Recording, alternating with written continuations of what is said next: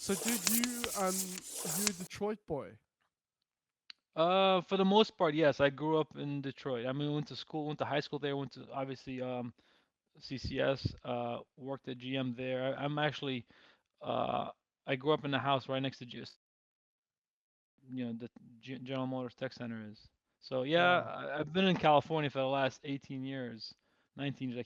I came out in 2003, so I've been here, but I go back frequently, and my kids love it there anyway. So we go back to see the grandparents and all the cousins and something like that. So I think we go back a lot, like maybe 2 or 3 times a year. But I haven't been lived in Detroit um, since 2003 really. But yeah, Yeah. I see myself from Detroit. Even I lived in different parts of the world growing up in the Middle East a little bit. Were you born in And the Middle East, or yeah, were you born I in? was born in Okay. Iraq. Well, I didn't really live in Wow. Iraq. I was born in Iraq. I was born in Basra to be specific. I think now people know what since the war they're familiar with Iraq more, at least Yeah. in the U.S. So I was born in Basra, but we lived in Kuwait since I was born. Like a year after we moved and lived there for 7 years. Then I traveled a little. We lived in London for a little bit. Then we moved to actually San Diego um, for a little bit. But then we ended up moving to Detroit, Michigan, because a lot of our families were there. So yeah, I went, like I said, went to high school there and went to school there, and my So, almost so most of my how family's old? in Michigan. So sorry to interrupt you, Tom. How old No, were you when you guys finally settled in Detroit um, or Warren? I was in high school age, so what, 13 or 14? Oh Um, wow. but we started in San Diego when we moved here. Officially, we moved here. It Okay. was in San Diego. So I Okay. lived in San Diego for 2 to 3 years. I'm gonna say when I was 11 or 12. So, And but that's yeah, but you guys didn't get to the US till you were like 10, 11 10. years old. Yeah, Wow. yeah. Wow. So I guess you went to quite a few high schools by the time you guys, oh, sorry, quite a few schools by the time you got to Warren. Yes. Yeah, yeah, 'cause, I mean, I finished high school. I think I started high school in San Diego, but then I finished high school, I think my junior year. I was in high school in Warren, literally like a mile from GM. And then I went to college there too. So, um, even though I left after 3 years, but it just feels like I was, I think when you grow up, you kind of you go through puberty. You just as you're up, kind of coming up of age in that whatever town you're in, high school and college. I feel like that's what you call home. Even Where though, you identify with, even though yeah, really yeah, honestly, I've been here for 19 years, in yes, LA, and I still don't feel like I'm from LA. I still feel like I'm yeah, from Michigan. It's weird, yeah, but dude. this is the I longest I've mean, ever lived, yeah, longest yes. place I've lived in. Actually, LA now. What? That's insane. And you guys have been in LA. Do you live in Los Angeles? Yeah, so I live in what they call the San Fernando Valley, which is Okay, basically I'm in LA County. So LA, okay, like Detroit, I'm not. I went to school in Detroit downtown, but I'm not from Detroit yes, Warren, which is like mile okay, 12, right? 8 Mile, I think south of 8 Mile is Detroit, north of 8 Miles is Warren. So it's okay, Detroit Metro. So this is saying we're in LA. I'm not outside of LA. I'm just not in the okay. downtown LA or. Downtown, So yeah, it's yeah. called the Valley. Wow, Yeah, and that's where our studio is in North Hollywood, where I work right now. So, which is very okay, close to where I live. But yeah, it's cool. basically LA. So, dude, so the car design thing happened. Like, I guess you like the car industry is in your face when you landed in Detroit. Is that like how did that happen? So,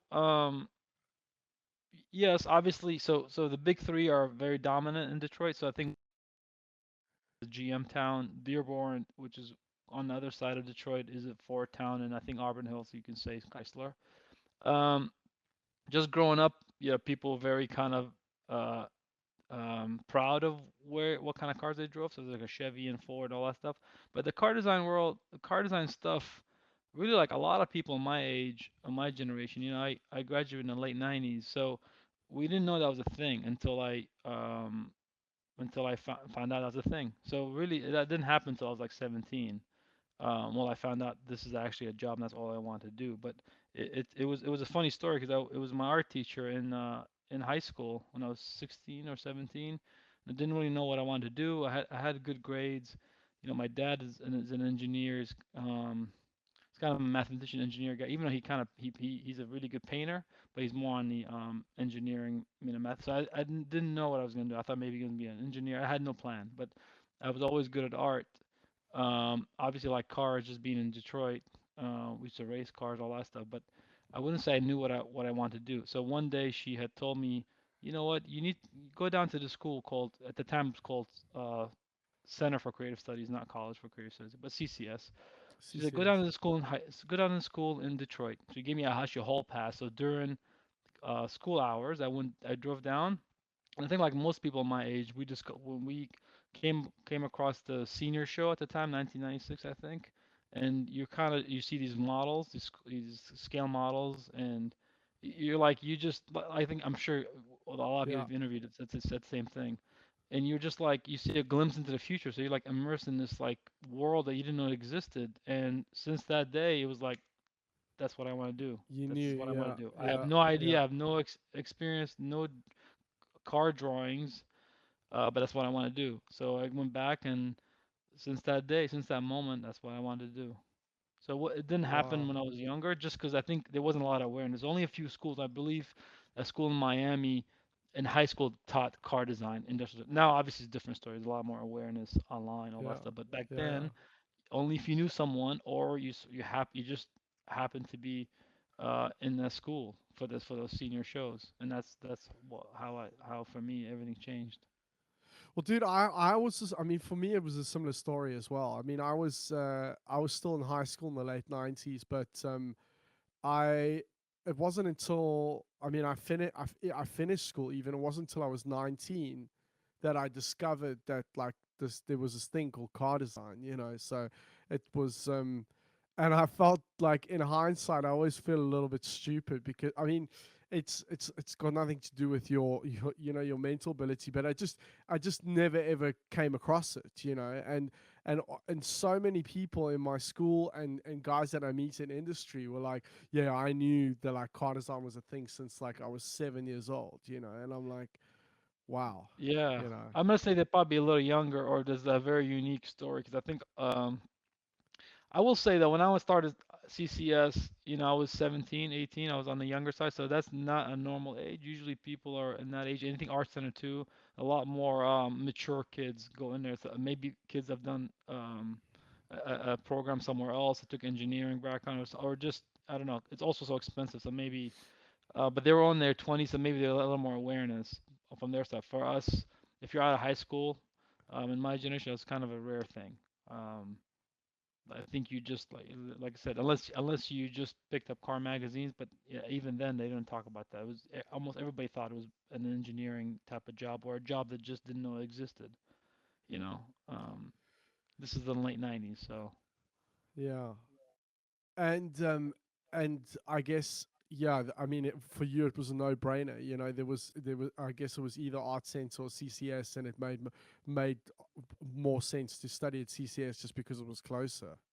yeah, no, and those are the top two schools, in our country. So Yeah, those for two sure. programs were the best. I mean, so that's funny because then years later, when I first moved to California, I took some classes. I visited art center. I taught a little bit here and there, substituted, but I took some class, some painting classes because, like most people that do car design, there's no time to do anything else. So I actually never, even though I painted, I never took any painting classes, any official. I want to take some painting classes when I was here working for General Motors. And I went into the campus, and I'm like, this is a beautiful campus. It's like everything is like sunshine, it's beautiful. I'm like, I can't believe this. And art CCS was not the nicest. I mean, yeah, it's a very unique building, the Tinker Toy building, all that stuff. But it was, you're in Detroit, so Yeah. you're already miserable because that's all you do. You Yes. just breathe, pulling all nighters. You don't see anyone for 3, 4 years. You're almost in like solitary, really, confinement. It's just in your own world. But then I remember thinking, man, this would be hard to actually do work here because this is so beautiful. I'd get But distracted. But that's the obviously, point. the car That's guys are not. exactly. Yeah, but But that's the point, right? I mean, I thought about this a lot as well. Like I remember so I was in London like on a kind of a gap year after I finished school, and then I discovered in this year that I wanted to study car design, and I had to do an access course first because I didn't have any creative subjects in school, and then there was this process where we were we had to apply to all these different universities, and we were being advised like, go and check out the university and see if you feel good about the campus and if you can imagine yourself living there and all that sort of stuff. And I was like, I put down like my first choice was Coventry because that was the place to go to Hmm. at the time. And I got in, and like then it was a no-brainer. I was like, yes, this is a shithole, but like I'm here to fucking do a job, basically. And if I was in some like paradise like California, I mean, I think there's a culture at Art Center that just gets ingrained into you anyway. But I think for me it was easier to focus in that kind of harsh environment. I mean, I think Coventry in some respects, I mean, I haven't been to Detroit, but I think at least like with Detroit, there's like quite a cool music scene and there's all sorts of other things to go to. Like Coventry was just a bit, I don't know, it was just grim and wasn't there wasn't a lot going on there either, except a lot of fights and yeah, I don't know. But yeah, it was a similar experience for me basically. People compare that, I think, Coventry to Detroit too, because at I least think people so, that I, yeah. my all my English friends, they say the same thing. But I agree. I think you're right. The culture itself, either way, because I'm, art center students obviously are very talented. They come out, they're they're very dominant in industry. So it's I agree. But I feel like unless you're very, very well, you have a lot of self-discipline and you're just naturally gifted. I think it's sometimes harder. But I think in Detroit, you had nothing. There was nothing else for me other than car design at that moment. So yeah, we went to go. We There was a good music scene, underground music scenes. We'd go, but I didn't do any of that during that time. So it was just like I was gone for about 4 years. Dude, Because the third year, no, no, no, carry on, sorry. no, no, I was just gonna say because I think the first year, I don't know if you, the first year just trying out to get into the program, and after then, once you're accepted, then your sophomore year to your senior year, you basically 3 years of hell. Even the first year is really hard because you don't know anything, so everything's taking you longer. You're crying, Yeah, you're wondering yeah, like yeah, you're contemplating everything. yeah. Why do I suck so bad? All that stuff, you know. So it's just but yeah, for 3 years you're just like in that program, and that's all you want to do. Dude, I again, on the subject of that, even your first year, I mean, for me, I was also, don't get me wrong, like I had the odd night out, but for the most part, it wasn't like your average first year experience, like, but I think that's like car design in general, like people I mean, at least the kids that are taking it seriously and they know how competitive it is, like, you can't be, it's not just something you can just show up for and get through the course. No. Getting through the course is kind of, I mean, it's irrelevant basically. It's probably one of the most useless degrees to get if you don't intend on being a designer. You're without skills, like, it's not going to happen. It doesn't matter where you I study, agree. really. You It's a you have to very expensive you piece of have to paper. work on your skills. I agree, and I have friends that Exactly, graduated too, but exactly. sometimes a lot of them would do it. A lot of them, someone would do it because of the prestige. You know, sometimes it's just something to do, and they have to graduate college. But it's just I agree. I think again a lot of time back then we didn't know a lot, so I think now if you don't plan on doing this, I don't recommend it honestly. One's expensive, it's just getting more expensive, and it's like you said, it's not a degree that you can do other things. Now, within design, yes, I think if you're a car designer, as you know, you could do other designs because I think it's the most complex thing you can design. So, Yeah, if you plan on yeah. doing design in general, I think being able to design a car very well, interior, exterior, or just being in that program, I think will shape other things. So. But For sure. outside of Yes. design, it like you said, it's not something for me, I wouldn't recommend. You know, for my kids, unless they really want to do it. Yeah, yeah. It blew my mind as well. Like in there was quite a few. I mean, like, Coventry's courses got quite big, I mean, it was still pretty big when I was there. Like, they took in a lot of people. Like, it's uh, it's a lot of pressure to take on, to basically make more money, and you would come across these kids that are like, I'm like, like, what do you want to do? Like, where do you want to go? Like, after you graduate, and there was quite a few that were like, oh, I'm just doing this because, like, I just want to get a degree. And I was like, I just said to him, I was like, dude, you've literally chosen the most fucking useless degree you could get as something just, generic. Um, and that's sort of like, um, I was anti-educate. I mean, by the time I finished high school, I was like totally anti-education because I, for I was just I was not really. I don't know, an academic person at school, should we say. Like, I basically scraped through. I had a great time. I loved school, but, like, that wasn't for me. And I was like, I'll be able to take care of myself without any further education. And a bunch of people, kids at the time in high school, were like applying to all these different universities and making the decision later about what they were going to study when they got into that university. And at the Right. time, like, there was a degree called a BCom, which is like a Bachelor of Commerce. It's basically like a generic business degree.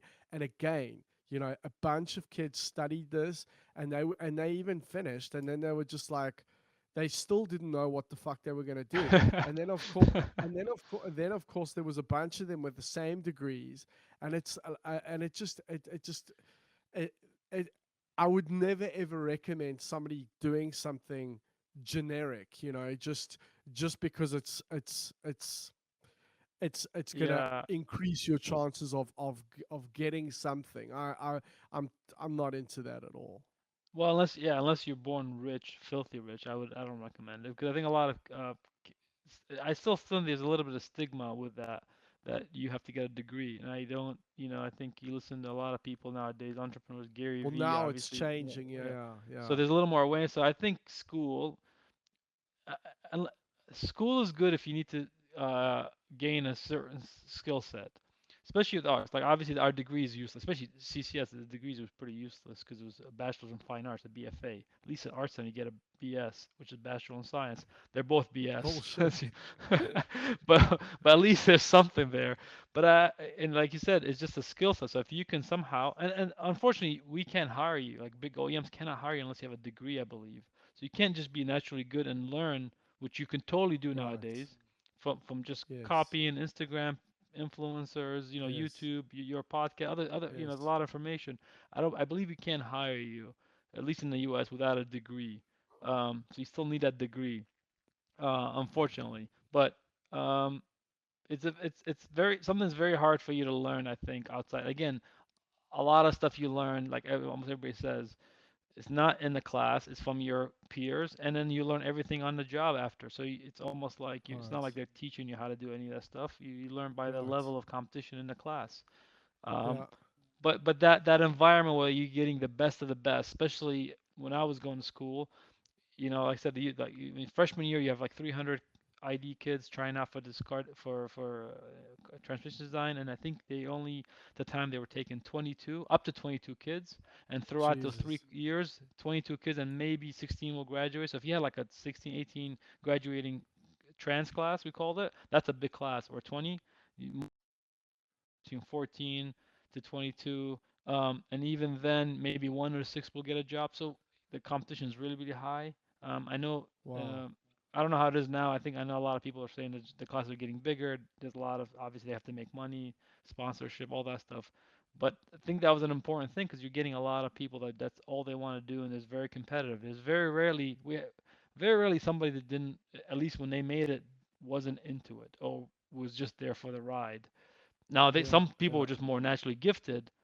Maybe they weren't car Yes. guys, but they're just naturally. They can just draw really well. As you know, in school, if you draw really well, you're already ahead of everybody. Not necessarily if you think very well or a good design, but if you just draw really well or illustrate really well, even more importantly, you're actually a little bit ahead. I'll probably say even in the industry today, if you just draw really well and render really well, you can get ahead. It's But true. that, Yeah. that's another subject. But at least that. But almost everybody there during my time, it was very intense. I think actually, honestly, I think in school we had we had a suicide actually. I think uh, during Jeez. not in my class, but in the school. So it's very intense, which is unfortunate, but it just shows you the level of like competition, how much people want to do it, and you don't know anything when you come in. I don't know anything. I didn't, I was good at art. I like cars, but then I got in. I was like, I don't know anything. Why do I suck so bad? I can't believe it. I was the top of my class in school. High school, I drew. I've all the won a lot of art competition, but because it's different than drawing ideas, like it's something you just didn't learn. Completely So it's like different. I Yeah. can't draw a Yeah. car. I can paint, do all this, but I can't draw a fucking car to save my life. And like I just can't do it. And these other kids that didn't do it, didn't know didn't have any art background, but maybe they're a little better or had some ID training or had a couple of classes before. A lot of the guys repeated a year, so there was a little people that were there for on their second term or second year. So you're already like ahead of it. They were ahead of you. But I think it was important to have a learning curve. So I had a really steep learning curve. So I came at the bottom, and by the time I ended, graduate, I was at the top of my class, which Were was they? good. Were you? What were they? Did they have like good Viscom classes at CCS? Yeah. So we had. I'm not very good at Viscom. It's funny. I paint. I used to paint. Uh, I, I'm an amateur artist, as you call me, but I'm not good at rendering like traditional ideas. You've seen my sketches; they're just doodles. They're just sketches. We had a teacher named Sun Paik.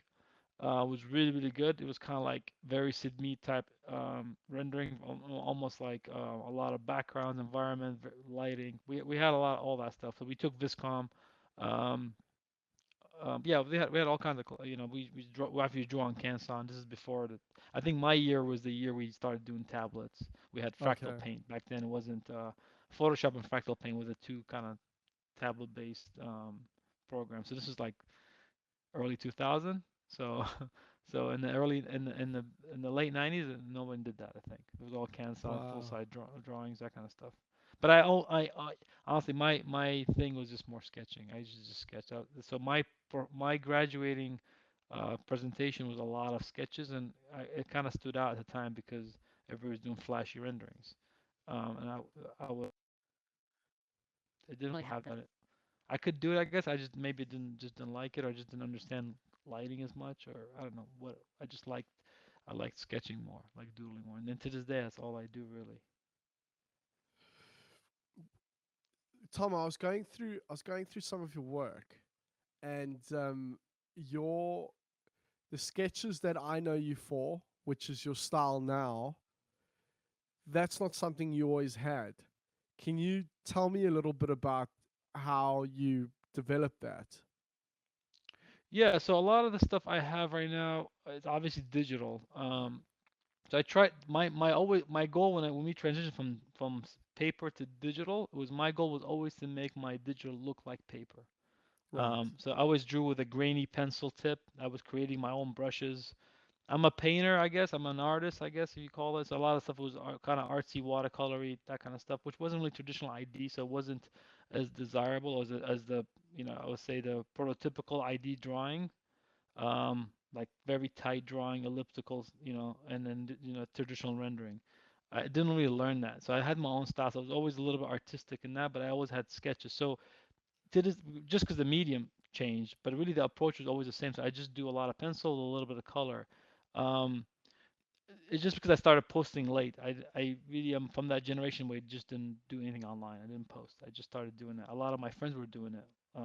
That kind of influenced me to do that. I feel like, I'm sure you know Arthur, um, Yes. a good friend of mine. So he actually when he was working with me, he kind of got me started. So just post some stuff, dude. So I started posting. So all the stuff was like old stuff I was posting. So I It, probably had this kind of style. It's just more digital. Version of it. But my approach is always the same.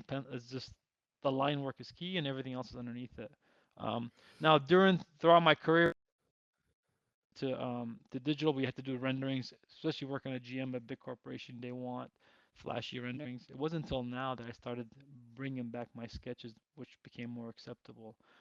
Because also I think the sketches, not the quality is better. In fact, I think my quality of sketches is a little bit rougher, but the quality of design and understanding what you're drawing is better. Therefore, I could do a Yes. doodle and probably be acceptable. If that makes sense. Where before I think you're relying on Yeah. Flash to kind of cover up maybe But not that's what a but better that's what I'm design. talking about. That's exactly what I'm talking about. Like your and you've even made a couple of models of your like this kind of sketch style that you do now. You made like this Formula One car, Yeah. and but they all very like it's very producty, like shapes, intersecting shapes. It's very, but even at like the sketches communicate all of that stuff super clearly. And I look back at some of your other stuff, and of course it wasn't always like that. Yeah, it was more. I would say, if you're looking back the other stuff, it's probably more art influence, more painting, more you using brushes a little more. I paint. I still do that sometimes. I do that for like caricatures and faces and stuff like that, just for fun. But honestly, it's just because of time. So I just doodle. It's easier to do because I know the idea. I just doodle something, put it down, um, and I'm not as worried. Honestly, it's just now at the age I'm at, I'm not. Especially the stuff on Instagram and stuff. It's more for Yeah, yeah, fun.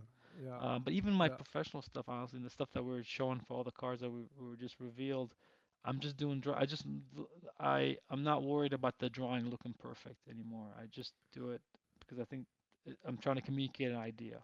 So that changes. You know, when you're a young designer, you're trying to you want to create a flashy drawing. You're drawing Flashy, everything. You yeah, erase everything. flash. You make sure Yes, now yes, make sure everything's yes, right. And then you look yes, at it like, oh my God, I can't believe spend this much time and everything's so wrong where I could just do it in 20 minutes. And now you're just trying yes, to communicate an idea because you need somebody to build it.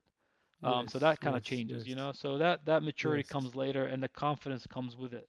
But the reason why I draw the way I draw now is because I can do it more frequently. I can turn out more ideas, and I can fix ideas better, quicker, and not spend time rendering or building something I don't want. I want to build what I want to build.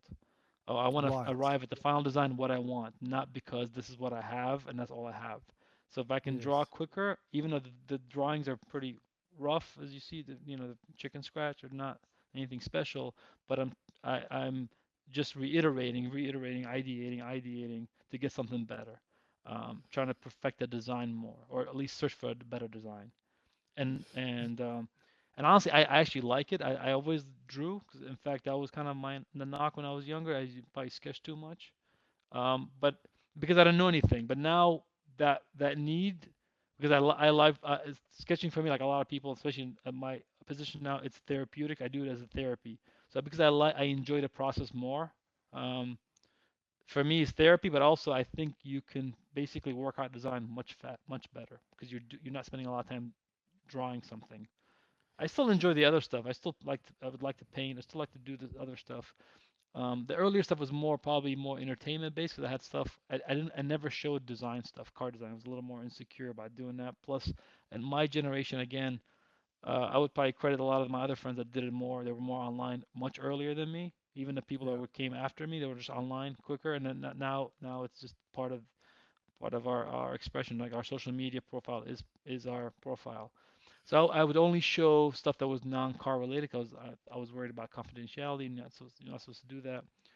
Anyway, that changed again. Like I said, people like Art and a couple other guys that way they would just sketch and put it. And to me, it was like, wow, so I would only show stuff that was nowhere near car design or anything realistic. Even now, I still show a lot of doodles that they're not confidential, but they're car related stuff because I think I'm getting feedback. People wanted to see that, so I just wanted to share that. But back before, I would only show like I'd do skulls, I would do helmets, other stuff, things that are not related to cars. Um, and that was my way of doing my own thing without kind of tipping my hands on what we were doing inside. What is your skill level like in 3D? So I'm not great, but I can build alias. I mean, some stuff I've shown I probably built myself. I'm I wouldn't I can't do A class or anything, but I can build a product that you can probably surface a little bit, but not. I wouldn't Right. say a car. I would not be comfortable doing a car with like highlights and stuff like that. But So how I can put so things in perspective so I can give it to someone and they can just right. finesse it. And what is your general like process look like if you were going to work with modeler, for example? So basically, I would doodle till I'm happy, and I would build curves and maybe rough surfaces. And if the design is easy enough for me to figure out how to build a good surface, so they can just kind of rebuild it and do it better, I would do that too. If it's something I just cannot do, but I know it could be done, obviously a better modeler would do it. But I'd like to give a modeler a rough math model too, because I think they'd appreciate that. And Yeah. even the models, the modelers kind of reception of that has changed. I would say before, like just give me a sketch, right? And I think now I'm giving you a 3D sketch, so surely it's a lot better than me getting. So I still do the sketches. And a lot of modelers just want the sketch because I think it's a little bit more maybe pride. But I feel like it's like if I was a modeler and you gave me a rough sketch, now you may throw all that away because it's just garbage, which it usually is. But at least I'm giving you proportion where lines are in space. Definitely a center line, wheels. Yeah. If we're doing talking about Yeah. exteriors, wheels. Um, I think you would want that. I really do. I'm doing some of the work for you. As far as again, the lines could be crap. Things don't meet. Obviously, designers don't have a perfect understanding of how things work. Even surfaces, how to build a car for sure. In Alias, they don't know because we don't do that. Um, but I'd like to do that because I think it just communicates. Also, like a lot of people probably tell you, that you're figuring out the design as you're building it too. So it's doubling as another design iteration. So, Yes. but I like to give you as much info as I can. Yeah. Um, even if I'm working with a really good sculptor, which I usually do. I want to give the more information I give you, the better the design will be, the better the surface will be. Just plain and simple, really. The more I rely on the sculptor to figure it out, and a lot of times they do, it's not exactly what I want, but maybe it's better. So sometimes I do give them that freedom, but usually just sketches. I don't do any renderings or anything. I think I think it's look I depending on the mood of the modeler, like you can always find fault to the situation, and I find personally working. It depends with the on the designer as well. To be honest with you, because what it's with certain designers, it's nice to get a sketch and sections and you know clear direction in that respect, and then you can build off that.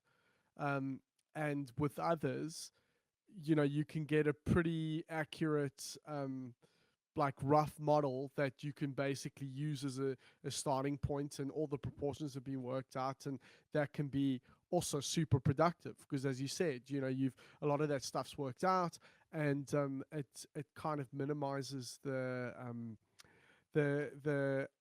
need for translation. You know, you there's less to translate at least, and in theory, you'll get to the point quicker.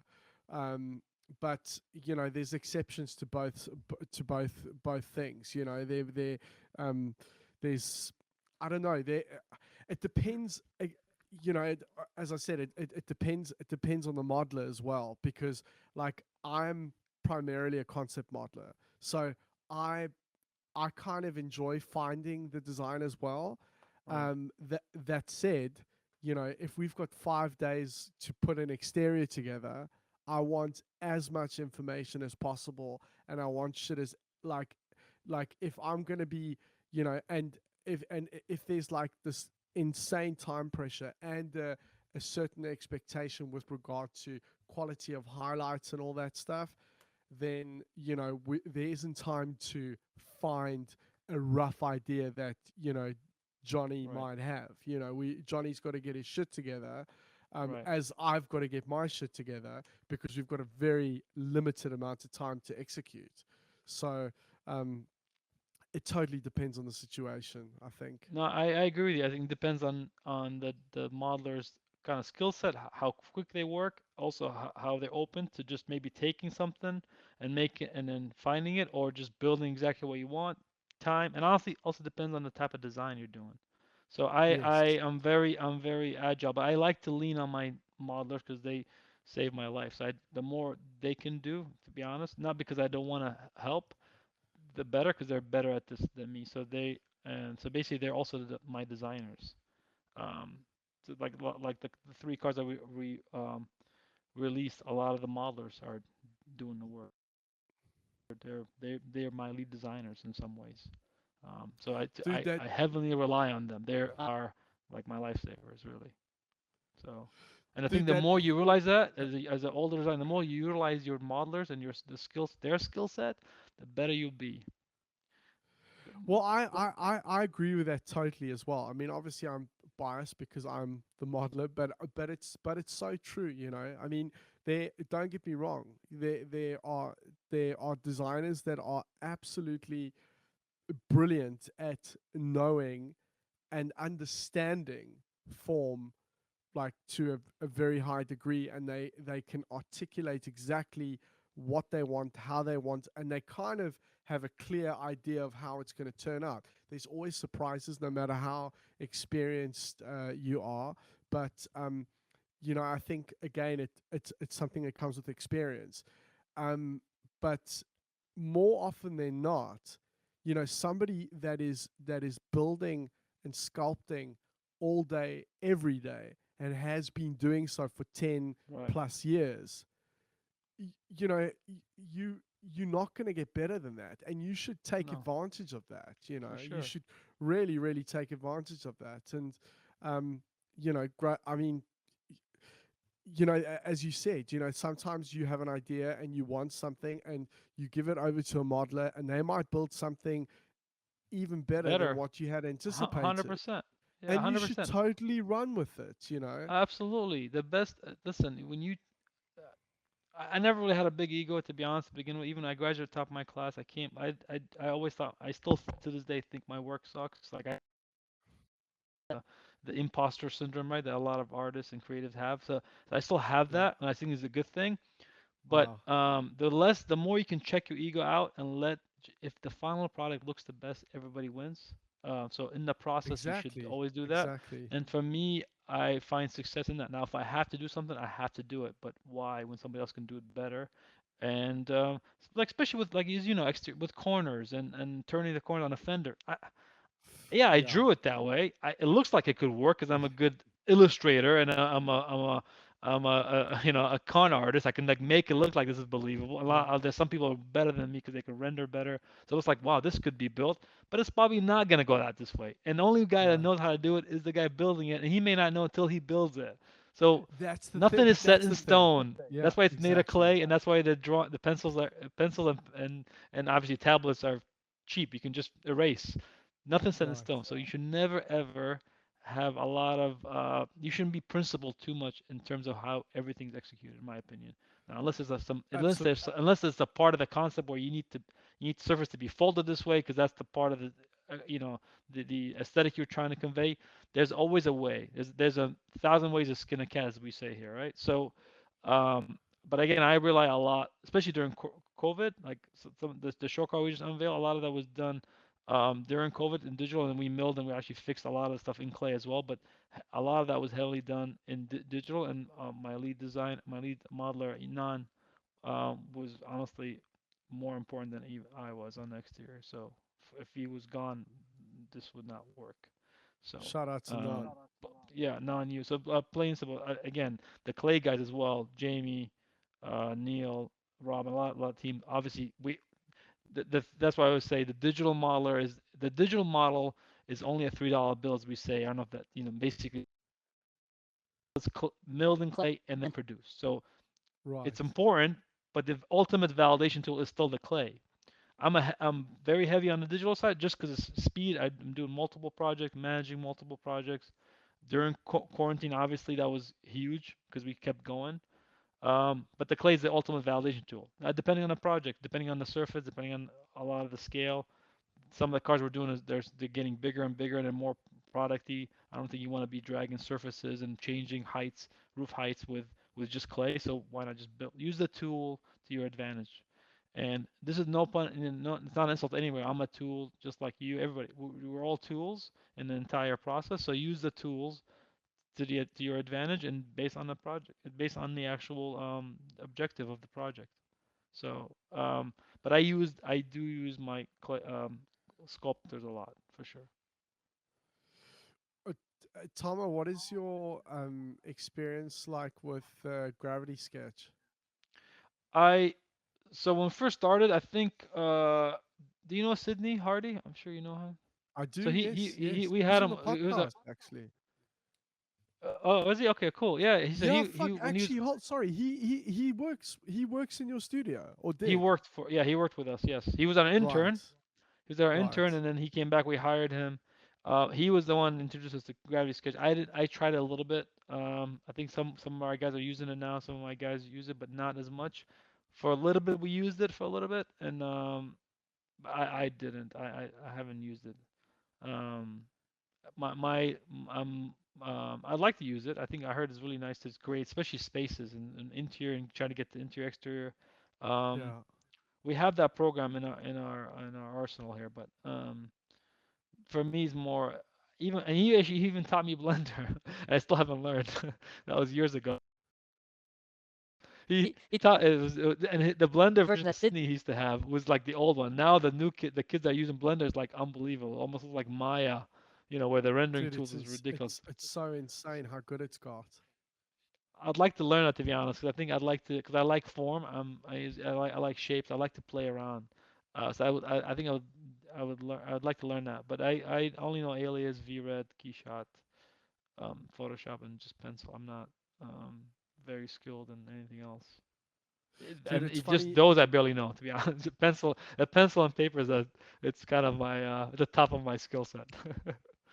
Dude, it's funny you mentioned Sydney. Like he was saying that that he got to the point with Gravity Sketch where he was basically he was just lying on his bed with a VR set of goggles and just Yep. and just designing from lying down, which is just mental when you think about it. Yeah, he's young. I remember that. I remember one time he went there and he was in there for 3 hours. And he came home. He came back. He's like, "Yeah, with 3 hours, it was just too much for me." After a while, I'm like, "No shit. This thing's on you for 3 hours. I Like know, this, dude. you I know." know. But again, when they're younger, my son is like that. We have Oculus, and he loves Oculus. Like he's like he can be in it like you know forever. But I can't. I just get dizzy after like 20, 30 minutes. Yeah, I get irritated. I mean, I do enjoy it for a bit, but I also just I start getting like agitated, and I need to just get out. But We use it a lot in our studio, to be honest. Like the HMD setup, we utilize that a lot. It's a good tool. Like, again, because of quarantine, we're a satellite studio. We have to, yes. kind of present it to upper management in Detroit. A lot of the interior stuff we've been doing, a lot of the UX UI experiences, they're all heavily environment based, and and you need to be inside, immersed in these environments. So especially validate. I'm not sure for designing always. We're always building, checking them, that kind of stuff. So a lot of our designers do that. Tom, I've only been to California once, and I'm due for a trip over again soon, I'm sure. But I I loved it. I thought it was great, and at the time, I mean, it was back in 2008, so I was still studying at the time, and I used to fantasize about getting a job in California, living out the American dream, but having like sea, sunshine, and also a great economy, and doing my dream job as well. Obviously, it's not all that it's always cracked up to be. I know, especially now, there's a lot of issues in Los Angeles specifically, but let's you know ignore that for a second. You There's all these satellite studios in California, and you are working for one of them, and you've Right. been there for, I mean, 20 odd years. Can Right. you talk about some of the pros and cons about being in a satellite studio versus, being on the mothership? Yeah, so I mean, yeah, you're right. You should check it out. So yeah, hit me up if you're here. Would love to show you around. I will. I will. I We always will. I want will. modelers, digital modelers. So anyway, on a side note, but um, yeah, yeah, it's true. Because again, I started in Detroit. I did my 2 years in Detroit. I worked on a production car, and I was when I first hired in, I always wanted to travel, and GM was appealing to me because they had different studios. I wanted to work, and I think it is Coventry, where right? I believe in Coventry, not Yes, Birmingham. and there was I think it's yes. Coventry, Uh, yeah, there was. Well, I know GM had a studio in Coventry. That's for sure. which GM it's did a have a Vauxhall studio, studio. and oh, it was a Vauxhall studio. Okay, so then Yeah, yes, yeah. it was Where Coventry. Simon Yes, Cox used to be at. So, anyways, I was saying that so they had a Simon studio Cox. there. Yes, yes. They had one in California, which was quite famous. Places in Brazil, like I worked in Brazil.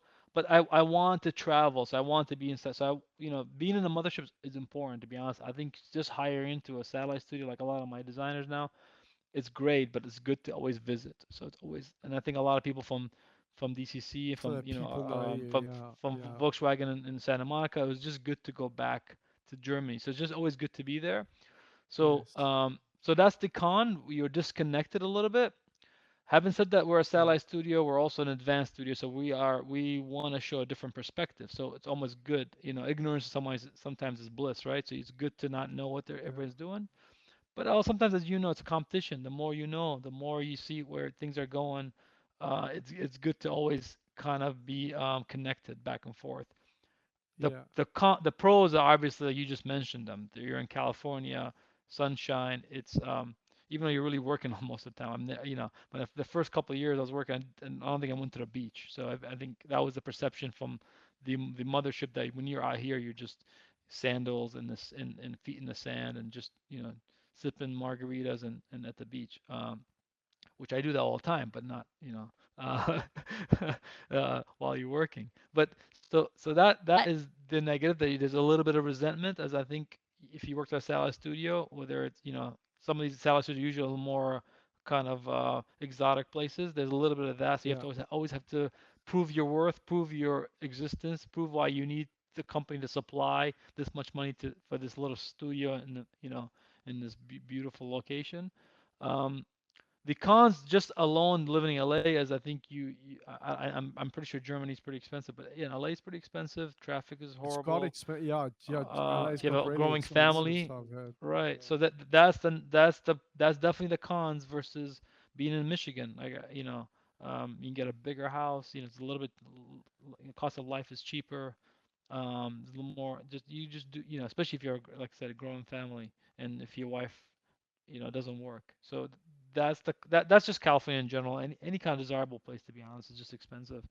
Um, Satellite versus mothership. Um, yeah, I think maybe within the company, maybe as far as career movement, kind of in satellite studio. So if you're you know career oriented and you have your sights on something, a higher position, I think it's better to be in leadership, awareness within the senior leadership of your work maybe. So, but that's why I think I encourage a lot of we're doing that a little bit more. Encourage a lot of my designers to take trips. We're gonna do that a little bit more now. We were just in Detroit, so I had a few of our designers go to Michigan with me and present a different concept to our CEO. These three concepts that we just showed, but we were also concept being presented by our design, getting them a little more face time with senior leadership and outside the designer organization. I think so they can just feel connected. It's just good to have people know your name, know your work, put a face to the sketches. So that's a little bit of the negative when you're just so isolated. Having said that, I think that's the job of a satellite studio is to show a different perspective, whether it's right or wrong. It's not always to yeah, win. It's always to yeah, show, to push, to light a fire under there. You know what? So I think a little bit of that's our job too, and that's been our job for such a long time. yeah. It's. I mean, it sounds similar to my experience. Really. I mean, all the things you've just mentioned. Quite often the mothership is in a less favorable location. But it's because it's usually cheap. a more. Yeah, exactly. So it's more affordable. And then, if you are super career orientated, then it probably is important to be at the mothership, at least for a period, so you get to know how the company works, that you build your reputation in front of the right people, and all, etc., etc. And I think Right. I think as well, like your chances of doing something that will actually um, become a production vehicle is grossly minimized if you're working in a satellite studio. I mean, if not for in Almost s- impossible. a Yeah. lot, almost impossible, almost Yeah. Yeah. impossible. Unless you follow it through, and at that point, it goes to a different production program. But I think it's good to do production. It's good to do it. I think it's good to do both.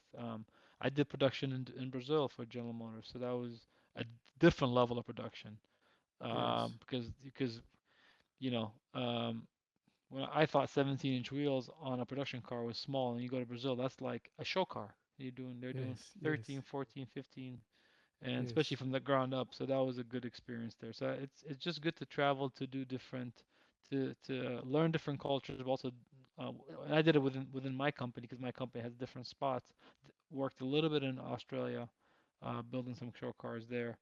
So that was good. Um, but and they all vary. The culture varies. Even though everybody's working for a global organization, um, the the the people kind of shape um, the culture there anyway. for So sure. Yeah. something like Brazil is obviously very strong culture, beautiful culture. So I think there was another learning experience. Tama, um do you guys have like a program that like a leadership program within the company that's like very structured in a certain way, or is it kind of like, if you do a good job and you've been in a position for a certain period of time, that there will be an opportunity to be promoted? I think there isn't, I've heard of that. We've had like leadership training, executive training when you get to that level within in the organization. And our studio obviously is very limited. It's just there's an opening that happens. Yeah, obviously based on your work. I don't think it's based on seniority or anything because I've seen cases either way. Seen young designers get promoted rather quickly. I mean, honestly, if I had been in Detroit, I think the opportunity would have been there's more opportunity. But again, that's the trade-off you make. There's just Yeah, what's right for you. I want to be here. yeah, Like I said, we raised our kids here.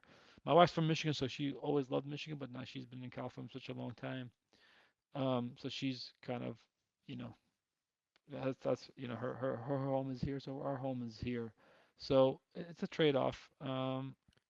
But yeah, definitely there's more opportunity. There's more training there to do that. I think. But there isn't like I don't know if there's an official program for that. I think it's just I think when you get to that level, directorship level, and executiveship level, there's obviously a lot of there's courses you take and training you have to go through. I know they do it on a I smaller. I have a couple of friends who are afforded. They were doing that, but I haven't done that here. I still find it so strange that there aren't more OEMs that do that sort of thing. Like it's not just GM, but like I know for a fact that I mean, in fact, the opposite. I don't know many OEMs that do offer like a set um, progression structure, that it Right. isn't clearly mapped out. And I think by and large, I mean, historically, it's designed that way. It's kind of like, a little bit elusive. It shouldn't, it was, I guess, almost frowned upon, like, showing up on your first day and saying, I want to be the big guy. But it's also the downside to that is that, some people, maybe don't develop the way that they could because there isn't a clear path structure, or there's this issue with inequality, because only a certain demographic get the inside scoop of, like, this is what you've got to do to progress, so I was just interested to know, like, of the if things were different where you are. um I think like uh I think one being in satellite studio, like you said, it puts you a little bit of not of a disadvantage, just less opportunities. But I think now, since in the last couple years, there's been a lot of awareness in, like you said, our just especially at GM. I think a lot of big companies that the big push for kind of inclusivity, just kind of equal opportunity for everyone. There's a lot of we take a lot of training with that for sure. Yeah. We're doing more and more where we're getting young designers, we're getting promoted at a little higher level to kind of present to senior manage leadership. So there's a little bit more that's happening. So, but it's not really a set course, but just bringing awareness, giving everybody Yeah. the opportunity to present their work to senior leadership without middle management in a way. And Right. personally, I do that all the time. I let my designers present even to our VP. So I don't when I grew up, it wasn't that way for me. So no one was standing in front of me. But I also wasn't um, that career oriented in that sense. I was just trying to be a better designer, honestly. I still try to do that now, even though I don't design as much as I'd like or at all anymore. But I try to let the designers who did the work speak for themselves. So try to get them to, especially in a sales suite, is really important where you don't see the VP walking around. We have our executive director that comes, once a month. So there's been much more an effort to kind of bridge that gap. So with designers a little easier. I think we're starting to do that. Hopefully with the other disciplines, digital sculptors are in more reviews with us because digital stuff. But I think clay as well, and maybe the shot, fabrication. So even though there's not a path for them necessarily like time, but it's good for them to be part because they are part of the organization. Yeah. So for them to kind of have that FaceTime. We're doing a little bit more because our studio is a little more like a family environment. So it's a little easier to do that because everybody knows each other. And when the director's here, or not, excuse me, our executive director is here. He's here for a few days or for a day, so we were with him the whole day. So and a lot of times we go out, have happy hour, so he can have FaceTime. Sometimes they have more FaceTime here than they do in Detroit, according to my Wow. yeah, because he's in a different mindset too, and he's just here for the whole day. He's not in meetings and whatnot, so they could spend more time with that, which I think is important. Um, so we're doing a little bit more on that, but I think GM is definitely that's a big initiative on GM's part That's cool. to, That's to really to cool. give opportunity to everybody. With design is just a little bit different because it's very subjective. It's very hard thing. It's not always tangible. It's not data. It's not like that's why Yeah. honestly I'm a big sports guy. That's why I love sports. It's undeniable, right? I don't know if you're a sports fan or not, but like it's not always how many points you score, but sometimes you could look at a chart and see who's doing good and who's not. You Yes. can Yes. Yes. a kid can look at someone and play and say, "Hey, who's that? Who's number 23 playing dribbling? That guy looks a little better than everybody else." It's Yes. easy to kind of identify who's good. There isn't like I like him, I don't like Yes. him. Well, that's not up to you if you like him, but this is undeniable. That's why I love sports because it breaks all that barriers and it's really Yes. it's not subjective. Now we can Yes. argue who's the greatest of all time. All that stuff. Like I said, I'm a big basketball football guy. I like World Cup too. It's my favorite event actually.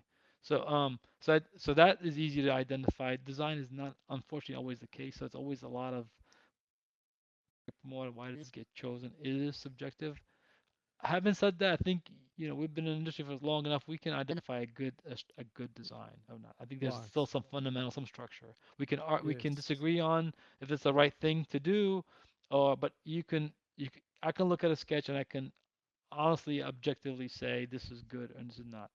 So there's a Yes. little bit of that. Yes. You just have to have. I don't know if anybody else can, but I think us within the industry can. So, Yes. but Yes. it is a lot harder. It is a lot harder. Um, because it is subjective, and that's just hard. It's actually it's hard even if you're a contractor. It's hard to quote jobs, right? Like to give a quote to a supplier or give a quote to if you're a client, because it's just like you never know. You could be burning the midnight oil. Sometimes you find things at the 11th hour. That's the hard. Now, Ah, when I do little dude. jobs here and Yeah. there, it's very hard to quote little jobs. Almost like I don't know honestly, and you should always under quote because you just don't know if you spend so much time. So our job is just very, very unique. I gotta say, um, it isn't who always. It shouldn't be always. Speaks the best, looks the best, kind of thing. It should be. It's part of it, but um, it just takes a while to kind of identify who's the right fit or who the best candidate. Yeah, I mean, there's so many things there's a couple of things you just touched on there now. It's like, it's not always who speaks the best, who looks the best, but you know, it's Sometimes difficult part of it, I get it, I get it. to It's part to of it. to to eradicate that. But at this but if you talk about the flip side to that, I think there are some people that their face might not fit, and their work is undeniably brilliant, and those people should not be penalized because they are wearing a stupid red hat. 100% um agree with you. yeah, Well, yeah. I'm a big again and the good thing about our studio is a little more laid back, casual like that. Uh, everyone, so there isn't any. So that's the nice thing. It's not. I don't know. I think Europe maybe is a little more formal. No, no, no. GM has It's become. I uh, don't know. it's actually not. I mean, It's, I was surprised. I mean, in the UK it was a little bit when hmm I was there, but well, I was in a satellite studio as well. To be fair, but even right, when I was at Volvo, which is a main OEM, and I was at the mothership. Like, I was pretty shocked. I mean, in fact, I was like, I was like, how is that design manager walking around in a baseball hat? And I was right. like, I'd been schooled in this kind of more formal setting, so I was like, that's not cool. You can't be doing that. And then, of course, a few months later, I was doing the same shit. So, um, yeah, it showed that I had some prejudice as well that I needed to get rid of. Yeah, honestly, Michigan was different. Coming to Detroit, coming to LA, actually, I was still dressed. My very first day dressed up, and they always identify who's from Detroit. It's like, oh, Right. that's a new. Like, oh, this place is great. I mean, I had my managers were in shorts. They would skateboard. You know, Yeah. it's Yeah. just very casual. It's really and that's what I like about working in satellite studio. Our studio is particular. Yeah. Yeah. It's about the work. Everybody's there themselves. They're all Yeah. type of personality. Almost everybody you probably know. Not almost a lot of people probably know and maybe even interviewed has worked at our studio at one point in time. Honestly, Right. so it's a Right. good Yes. place for the longest time was the only place in LA technically. Maybe Volkswagen would say Santa Monica. They were actually in Simi Valley. Technically, it wasn't LA, so we were the only LA studio. So I think on the con side, sorry, let me go back. I digress a little bit. Sorry for that, but it was because it's only in LA and traffic is so bad, so you have to really be strategic of where you live. So once you live in Orange County, now in Orange County there's a lot of different studios, as you know, but Yes. LA was the Yes. only studio. So that was kind of the con. If I'm going back to one of the cons, there's only so you can only live in certain spot unless you want to spend 2 hours driving each way, which a lot of guys completely do, but it wasn't for me. What? So, What? but back to the Yeah. casual environment, that or at least our environment is very very casual. There's not a lot of hierarchy, which I like honestly. So,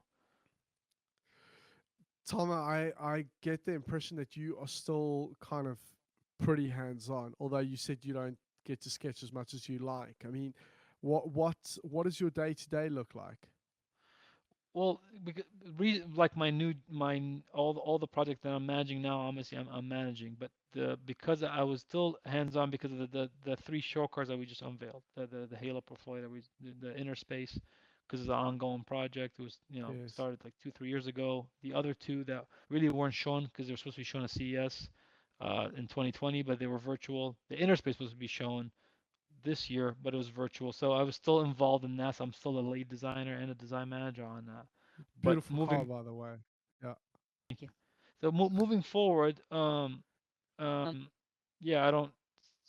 It's not that it's not really frowned upon. I just don't have the time. I would like to sketch, not because I can't. I don't think I could still sketch and compete at the level because I just can't turn it off and on. It's very hard for me. But that's why I doodle on Instagram. I'm on my iPad during meetings, just doodling. It's just therapy.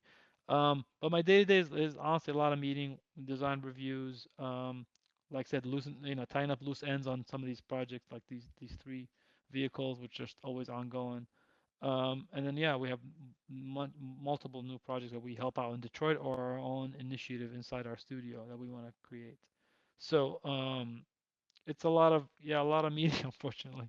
It's just that's our curse, and it's not as many as it is in Detroit. So we are trying to scale that down, but it's just very hard. during COVID, I don't know if you've seen the same thing. It's just because of we use Teams. Other people, I don't know if they use Zoom, but we in our studio we use or our company we use Teams, and it's just easy to schedule a meeting. And sometimes people are home all day.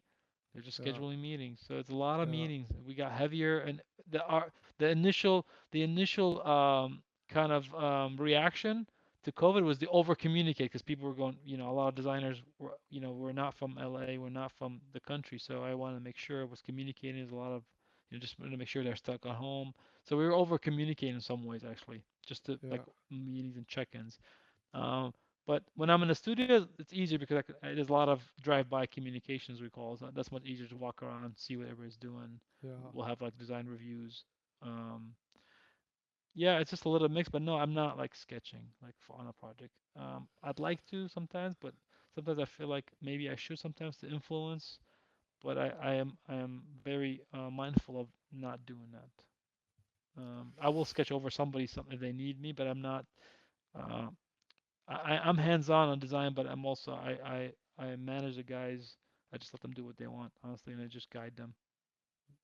Are people going into the studio all the time, or is everybody Yeah, home we're officing? almost full. We're almost full. We've actually always went back. We never shut down because during 20 in March 2020 we actually opened our studio because our fabrication shop has to had to come back. We were making visors and masks and stuff like that. Ah, So okay, we yes, always kept, yes, and also they couldn't, the clay and the fabrication could not really sit home. They had to be deferred because they where everybody yes, else like digital modelers could always work. Um, yes, so that excelled. That process actually excelled more. All the digital stuff yes, we were doing just as much, if not more, relative to the other studios and the company. But most of my designers are back. All the clay guys are back. Fabrication is back. Some of the engineers are back. Our digital sculpting is almost all of them back, I believe. And our Vis team is maybe all of it back now. But we were always at some capacity, maybe 50% always back or hybrid. okay, Um, but the flexibility I think that we've learned, that's the thing I'm trying to push, that there's a lot of benefit from working from home too. I think, like I said, I think if you have kids, you don't want to, as you know, I'd want to be in the office, but yeah, there is yeah, a certain level of flexibility, and actually it's better sometimes because sometimes maybe you're leaving at 6 because you want to go home and have dinner with the family or help your wife out with the kids, but maybe you could do that here, and then after they're done, you can pick up, and work a little bit more. So I yeah, think if you have a family, the flexibility is definitely something we should. I think we should not completely go away now, if even if COVID is behind us. So I think we'd be remiss yeah. for us to kind of go back completely to the way it used to be.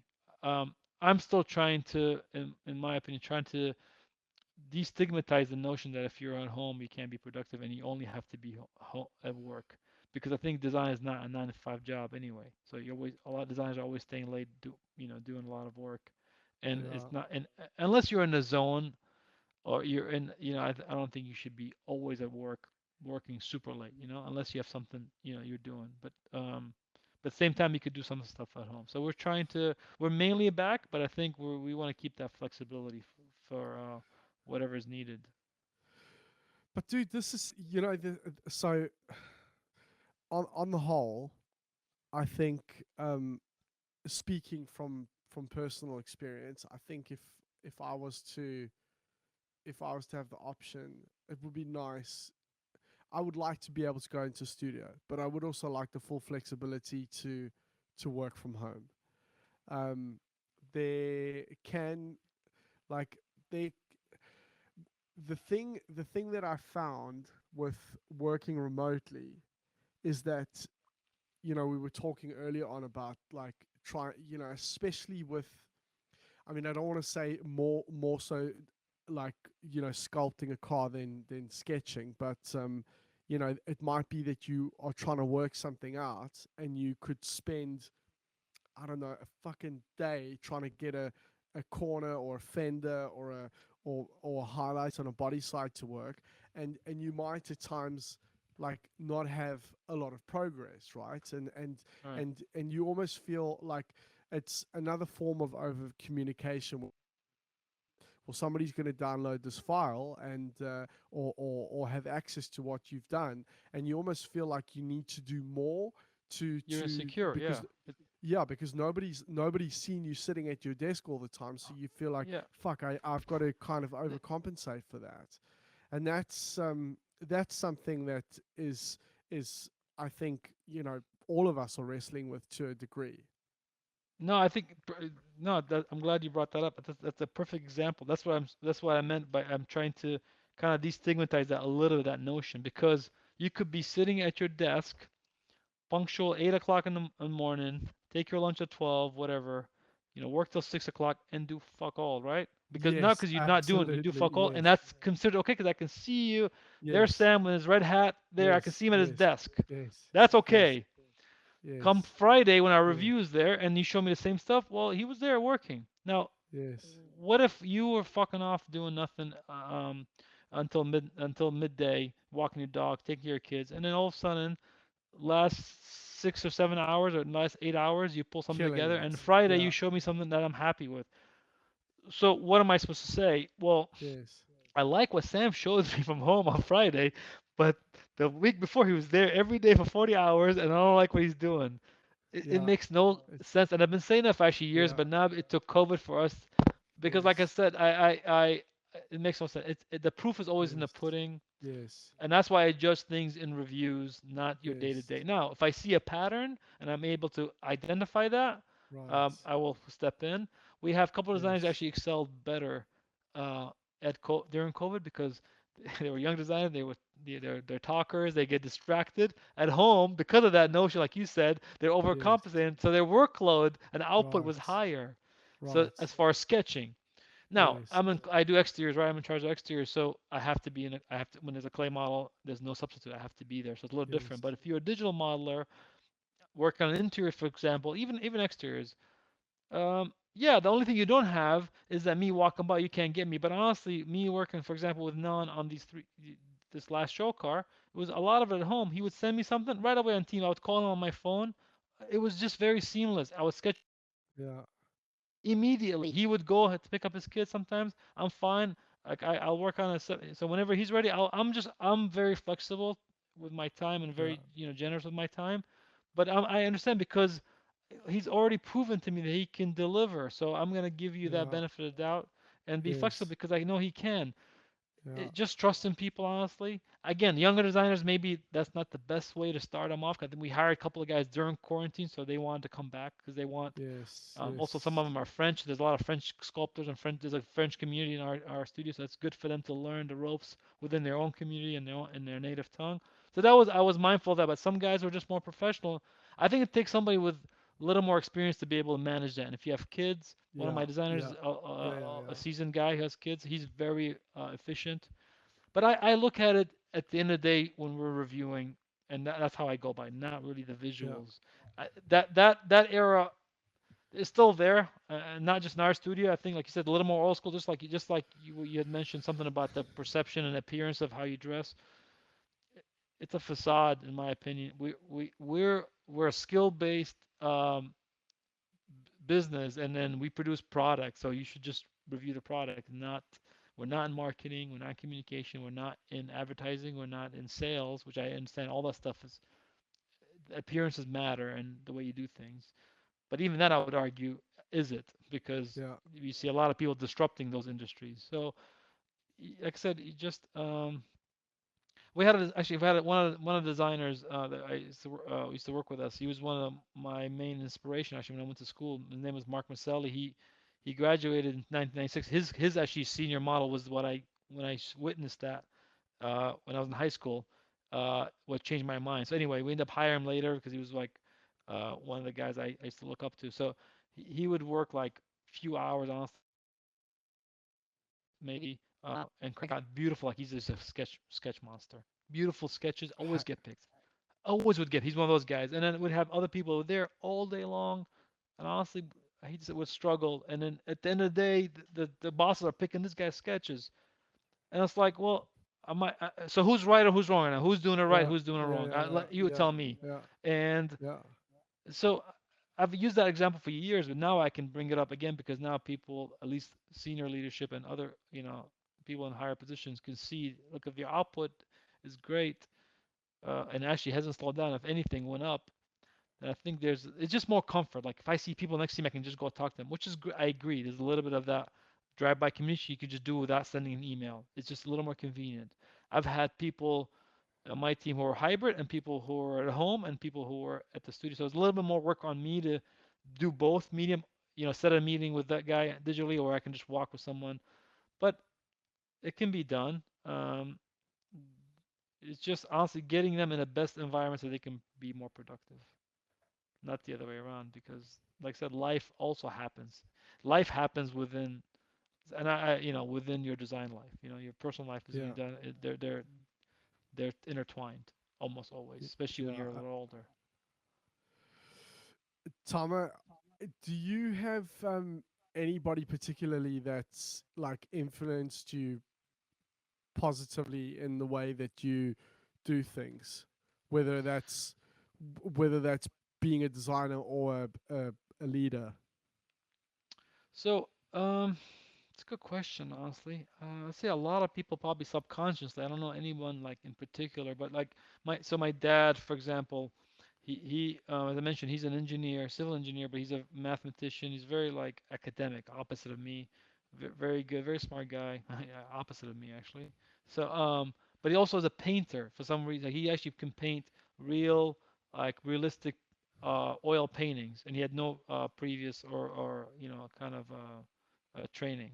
So so we always had that creative side. So he was always kind of my influence, especially when I told him I wanted to do this, engineer or do something, because I had good grades, but I'm like, so he kind of trusted me. So he was always my influence. I always didn't want to let him down. So that was, I would say, one of my influences. My art teacher when told me to go down to CCS and see that art show. Honestly, that changed my life because that's all I wanted to do since I was 17. Like I said, seeing some of the designers there, Mark Maselli being one of them, I think he was my notable guy, most notable in that class. Um, just my peers, man. I think that's everybody. I think we all learn from each other. I just, like I said, I'm always, I never really like my work. I still have that. Um, I don't know what it is. I just don't, I just want it to be better every time. I'm very critical of my work. So, just trying to be better. I think, and at this point, I'm just trying to be better than myself yesterday. Like every time I'm sketching, I'm just trying to be better. I'm trying to make this thing better and not for somebody else, just for me. And that's the nice thing about sketching on my own for just social media or whatever. It's that I'm not trying to please anybody. So that's a little bit different. So it's a luxury to have. We're not trying to please somebody. Now on the on the job side, it's a little bit harder because you're not doing it for yourself. You're doing it. Yes. You have Yes. a client, and your clients and your Yes. audience is different. So it's a little bit trickier with that. But I believe that if you can please yourself, you will be better off because at this point you kind of, especially when you have a lot of experience, like we do. I think if you know something is right, it may not get picked. I think you'll most likely be better off because you probably your gut instincts. And I Yeah. found that out many times. I did something where I thought it was the best. I thought it was great, and I did something else, changed it up for some because I thought the boss would like it, Ah. and I ended Okay. up picking Yes. the Yes. wrong one. I was Yes. like, I should have just done Yes. this. Yes. And a lot of times it goes back to this. So Yes. trust your gut instincts. When you're younger, I think you shouldn't because you don't know anything, honestly. Just learn. Yeah. But I think when you're Yeah. older, Yeah. you kind of know. And that's why I like sketching so much because um, I've always arrived at something better by over sketching. I've never gotten backward by over sketching. Honestly, I could say Okay. that. Maybe sometimes you can spin your Okay. wheels where you just kind of cook the Yeah. thing to death, but Yeah. Yeah. always, if I just sketch a little bit more on this particular area, usually something better happens. Especially if it's like an Right. area for you to figure out and it's not working. You and that's why I implore a lot of my designers just to draw, just to doodle A first lot. Yeah. stuff because you can solve stuff in 3D better by figuring these things out. I'm not one of those guys that can just build something in 3D without a sketch. I need a blueprint. I can't paint without a blueprint or underlay. Yeah. So I need something so I could, I can't just make it up on the fly. And if I did, you would know I made it up on the fly. And I Do think you could you see a lot of ever designs sometimes made up on the fly. Sometimes you could see why some things are like the way they are because maybe there's no time or just they were just built quickly or just they did something. just to do something. Well, there's always a compromise, right? All right. Always. And Tommy, you just said now that and at the start of the conversation as well, you said like how much you just enjoy sketching, like it's a meditation for you. Yeah. Has that always been the case, or was there ever a time where it was a great source of like frustration because you can't do something as well as you'd like to? So the act of sketching always been that way. Always, always, always. And I had to because when I first started, I didn't know anything. So like a lot of designers that, didn't have any background or experience, I was at the low, at the bottom of my class. Um, Literally the bottom. So, but by the time I barely got into to design, to the design program, and I would just sketch. The frustration is every time I sketch, it still doesn't look right. Why can't I look at somebody else just doing it and they look right? Like that frustration. But the act of drawing, I used to live in my mom's basement, and my basement was full of markers, sketch. I had the entire basement was my studio. So so I like sketching. That was always there. I just like the act of sketching. Now that was some of the criticism I used to have, that I used to maybe over sketch. I'm doing more, at least I know how to fix something. Like, I can always sketch something to put me in a better position. I can always out sketch or over sketch something to give me a better position. I enjoy it because also I know I'm going to get a better, uh, in the end, if I just stick with it, I'll get a better result. Back then, obviously, you don't know that, I always loved sketching. It was never a chore. And now that I'm in a kind of management position, I really, It's really enjoy it. I miss it, and I think a lot of okay. people probably say the same thing. So sometimes I can just by do a little doodle, and I think we could be there, but I have to like, you know, kind of fight the urge not to do that. So I do. That's why I do it on the side. A non creative question. Do you have anything interesting in the garage, or is it all like family wagons? I don't have anything interesting. So no, I never had anything cool. Honestly, I when I first bought my house here, so it was expensive. And then, like I said, I got married. I had my art studio, which was now my daughter's rooms. And then I went to the other room, which was my art studio. Now it's my son's room. Then I went to this little office, and now it's my wife's office. Then I went to the garage, and I had my other, like my painting, all that stuff, and now it's nowhere to be found. So no, I don't have anything. I don't have any cool cars, unfortunately. Hopefully one day. But no, just the three kids that just take all my money Yeah, away. dude, tell me about it. I'm same. Yeah, I'm in the same boat. Yeah, it's okay. We like to travel a lot, to be honest. I love Europe. I love, we were just in Greece during quarantine, actually, just Oh wow. last year in September, yeah, when they opened it up. So I like to travel out. That's kind of my hobby. I spend my money on traveling. Um, Well, to be honest with you, it's probably money better spent than having an I would object agree in a with that. garage. I would Yeah, agree with that. I yeah, mean, for the longest time, I always wanted something cool, but um, and I still do at some point. But right now, I prefer the experiences and the yeah, cultures yeah. and all The that stuff. dream the dream is obviously to do both, but we're working on Absolutely, that. We're working on absolutely, that. you're Yeah. absolutely right. So if money was not an object, what would it be? What would you have in the garage? I still want a Defender, honestly. I still want a Yeah. Defender. 90s Defender. I mean, I know they're insanely priced now. I'm a truck guy. I want a 49 Chevy pickup. I still just Yeah. like that. Um, I can say some generic answer, honestly, like No, but any those are 60s cool. muscle, Those are cool. Yeah. anything, because I don't have them. That's the thing. So they're generic Yes. now, but to me, those are the cars. Any Right. muscle cars from the 60s. Um, um, an, an Aston or two would be nice. I mean, Dude, isn't that I'm not a big like Lambo. Like, I mean, I'm not that kind of guy.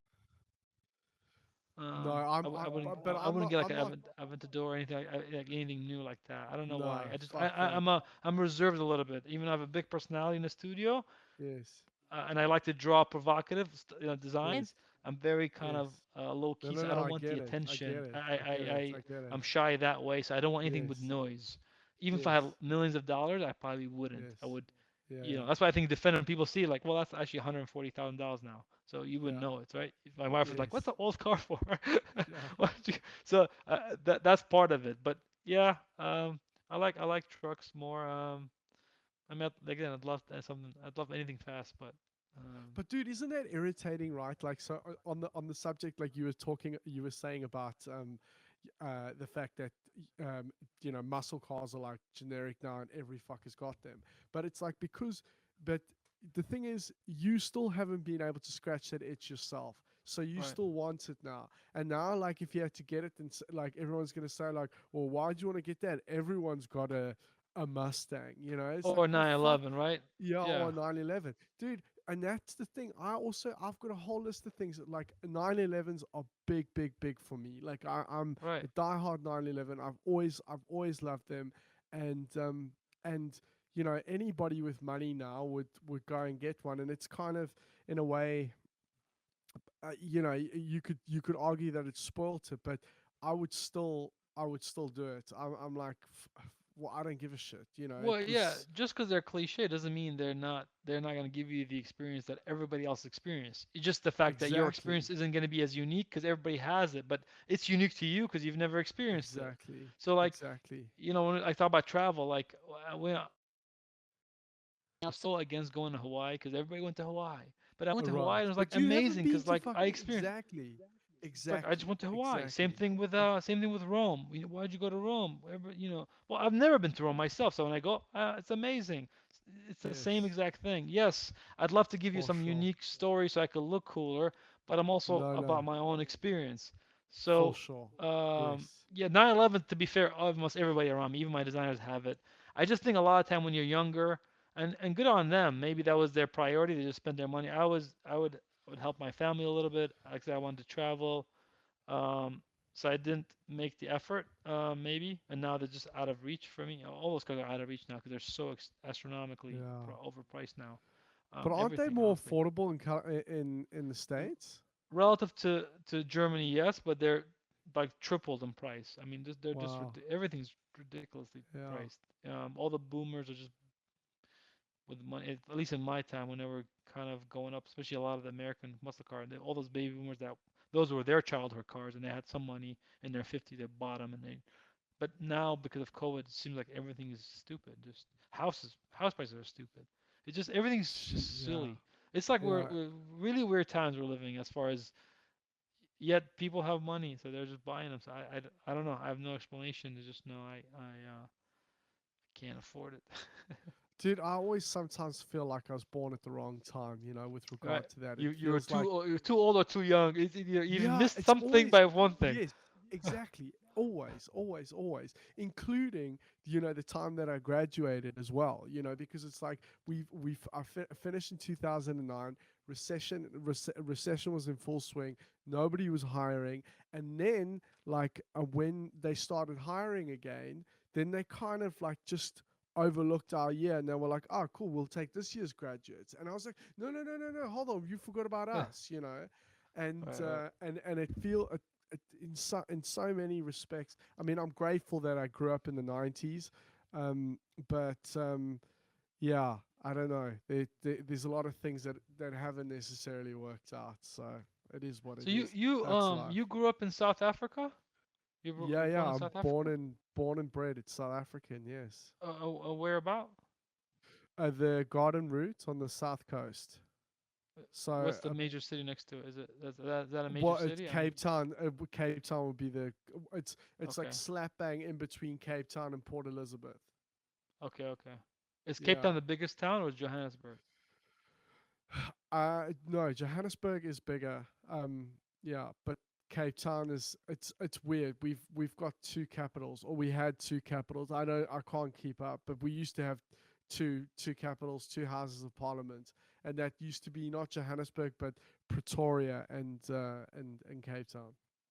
Nice. And then you studied in England. In England, yes. So my life story in a nutshell was that finished school and went over to London because I'd never been out the country, not even on holiday, up until I was 18.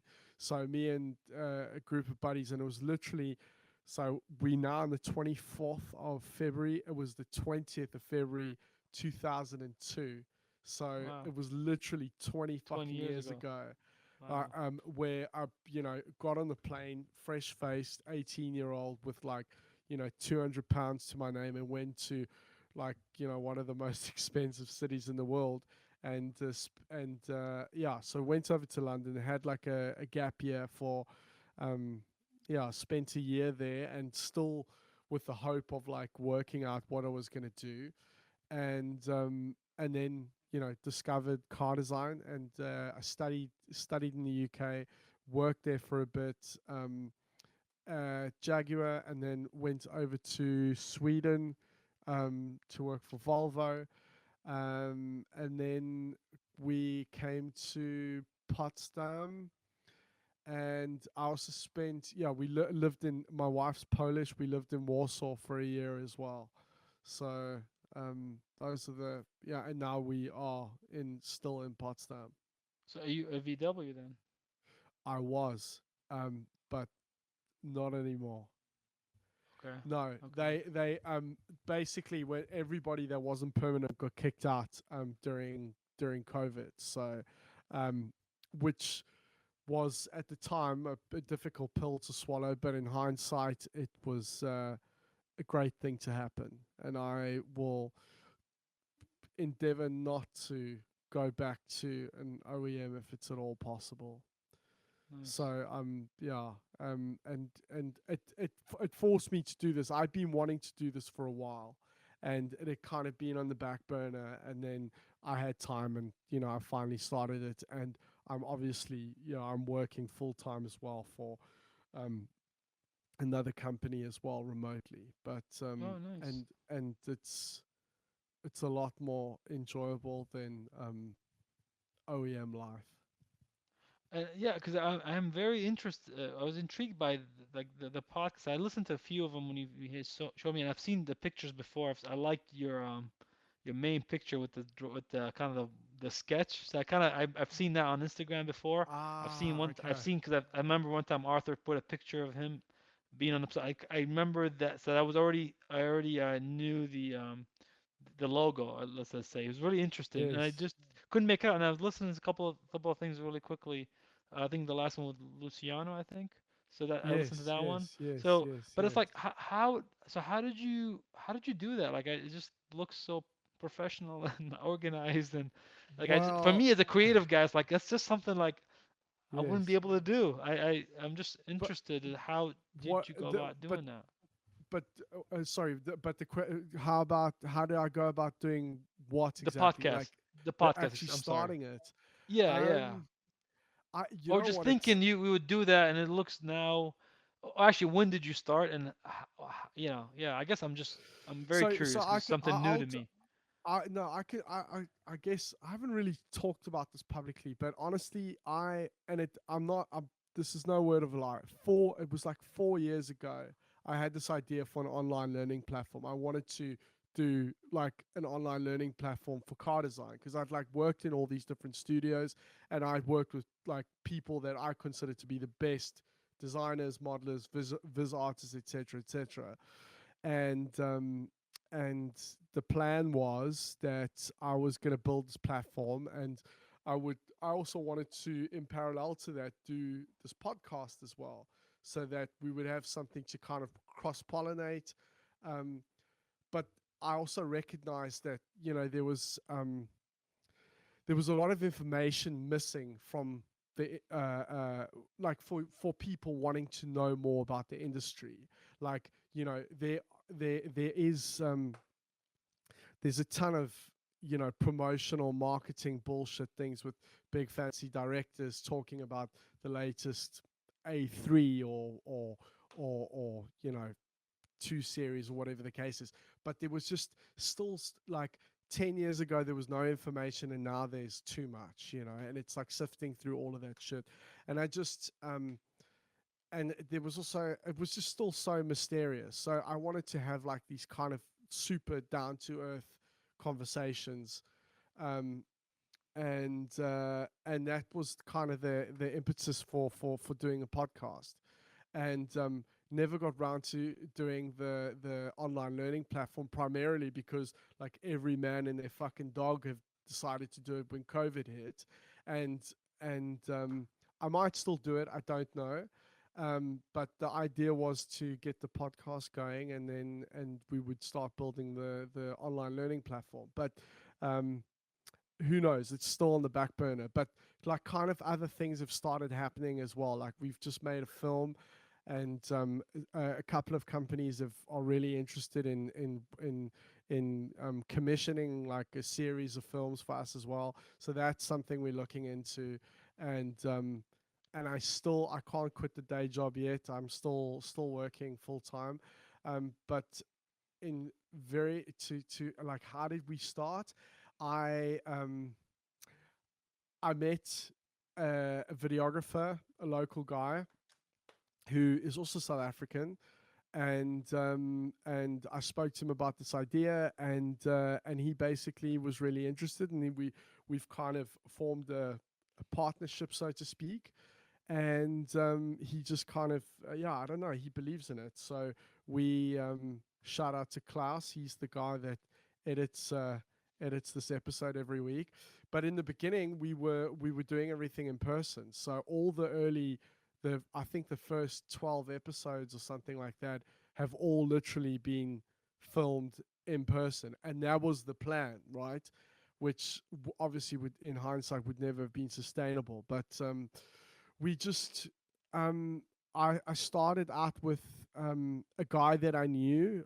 Aldo was the first episode, and he was also like an unknown designer. But it was kind of a proof of concept, really, because like so many people were interested in it, despite him not being known or anything like that. So I was like, well, if people are interested in that, imagine when we start getting more well-known people on, and it just kind of grew from there, basically. But like it's literally, we arranged a meeting. I cold called a bunch of people that I didn't know. I just, text them online, and in the beginning I had to explain like what it was and what we were doing, because nothing had been out yet, and there was some eyebrows raised, and but some people just got it immediately, and they were like, yeah, sure, I'll do it. And then when a few episodes had been out, then I got inundated with people wanting to be on the show. So that's kind of how it happened. No, I mean honestly, it's great. You're doing a great job from an outside looking in. It just looks it's what I like about it, because I normally would say no to a podcast. I'm just a little shy. I don't do stuff like that. But I like the format. It almost reminds me of like the the Joe Rogan of car design podcast, because it's very much not I don't know if you prepare for it or not, or how that works, because like I said, I can't imagine me doing something like this. I just don't built that way. But it is very low key, and it's very interesting. It's very just a really cool cool podcast. I'm gonna have to, I subscribe, so I gotta listen to a couple of those. Thanks, Um, Tama.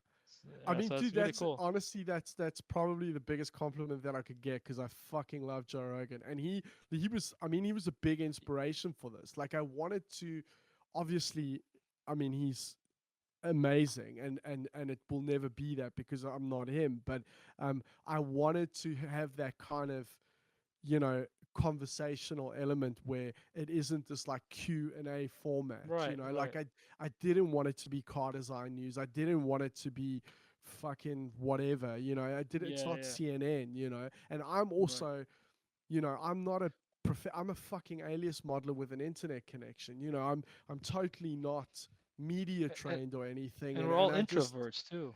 Like a lot well of people are and gonna be, and the designers yeah, are gonna be more introvert because we're creative in general. So I think right, unless they're in leadership, or they, like you said, they've done stuff like this before, I think you're gonna see a lot more people say yes to, just because I right, think one, what I like with Joe Rogan and this podcast is just the long format.